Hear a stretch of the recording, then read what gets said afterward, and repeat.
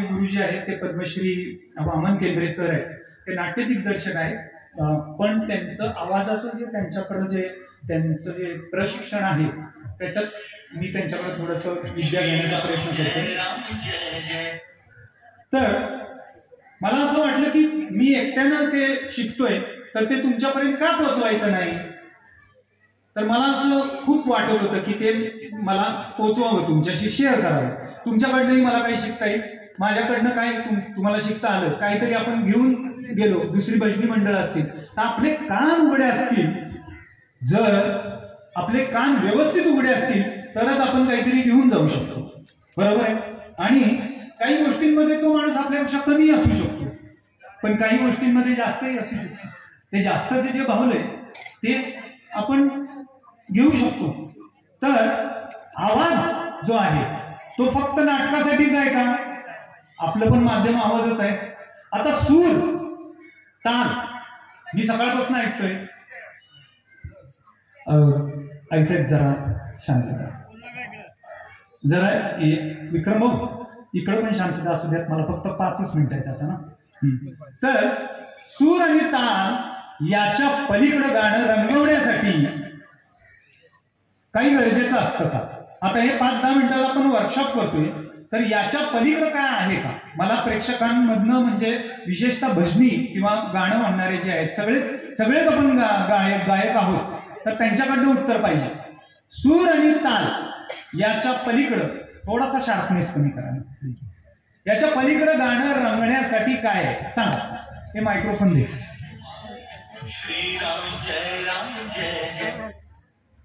सांगा कुणीतरी. अजून एक मायक्रोफोन तिकडे ठेव.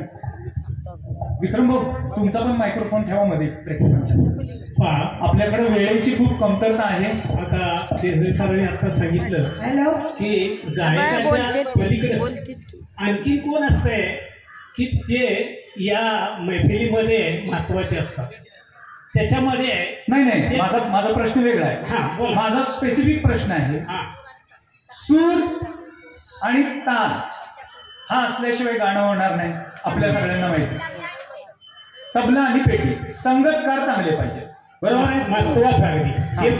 हेच मला सांगायचं होतं. काही तबला आणि ते हार्मोनियम जे आहे ते अत्यंत महत्वाचं आहे. दोघांसाठी टाळ्या वाजवल्या पाहिजे. Yes yes. थँक्यू. तुम्ही सहभाग घेतल्याबद्दल धन्यवाद. अजून काय आहे? बोला जोरात बोला. काय लय पाहिजे. अजून गोडवा आणि साधना. हा कोण आहे गोडवा? कोण म्हटलं? वा वा वा वा. त्यांच्यासाठी पण टाळ्या वाजवा. अजून काय पाहिजे? हा ठेका पाहिजे. वा मनापासून झालं पाहिजे. ते काय म्हणताय? मन दुसरीकडे भाकरीत आहे किंवा उद्या माहेरी जायचंय, ह्यांना विचारायचंय, बरोबर वेळ कधी साधू, बरोबर आहे, आणि इकडं गाणं चाललंय म्हणजे मनापासून. बोला. शब्दातून भाव योग्य व्यक्त झाले पाहिजे. वा वा वा. अभंगाच्या ओळीतून अभंग तुकाराम महाराज काय म्हणतात, त्यांना काय म्हणायचे? वा. भाव योग्य रीतीने व्यक्त झाले पाहिजे. वा वा वा वा. मनातला भाव योग्य रीतीनं व्यक्त झाला पाहिजे. म्हणजे तुम्हाला त्यांना असं म्हणायचं असेल की ज्या संतांनी तो अभंग लिहिला तर त्या ओळी ज्या आहेत त्याला आपण न्याय द्यायचा प्रयत्न करतो का? म्हणजे गोड तुझे रूप. आणि मी कसं म्हणतो? गोड तुझे रूप. चालेल. मी कुणाचीही चेष्टा करत नाही, पण म्हणण्याच्या ओघामध्ये किंवा आपल्याला तशीच सवय लागल्यामुळे आपला एक निगेटिव्ह सूर, निगेटिव्ह सूर आणि पॉझिटिव्ह सूर. आता आपण ह्याच्यापर्यंत येऊया. आपल्याला काय करायचे? तर आपल्याला फक्त एकदम छोटस आपलं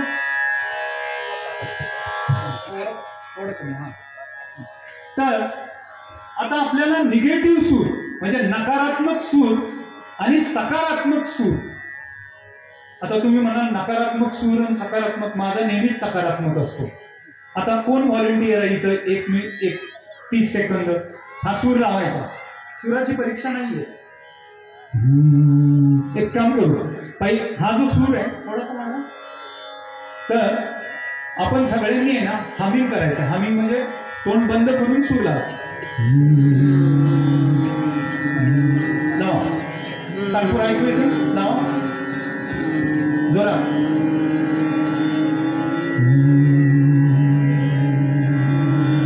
लांब श्वास घ्यायचा, कॉन्सन्ट्रेट करायचं, सूर लावायचा. वरचा लावला तरी चालेल, वरचा सा लावला तरी चालेल. पुरुषांच्याकडनं काय आवाजच येत नाही, त्यांच्यासाठी नाही वाटतंय त्यांना. लावा.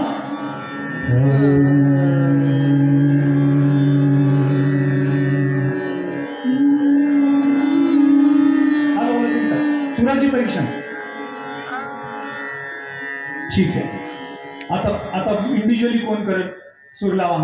या कोणीतरी या, महिलांपैकी एक आणि पुरुषांपैकी.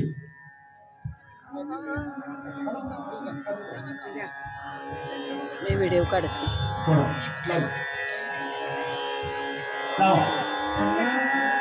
वा. आता तुम्ही इथे या 2 मिनिटं. आपण वर्कशॉप करतोय, माहीत लोकांना काहीतरी घेऊन जाता आलं पाहिजे तुमच्यापासून. तुम्ही खूप मोठं काम करताय, तुम्ही सगळ्यांना शिकवणार आहे. आता तुम्ही अशा उभे राहा, म्हणजे मला पण दिसेल. हा, इकडं अशा कृष्णेकडे तोंड करू. हा, बिंदास. मायक्रोफोन जवळ धरा.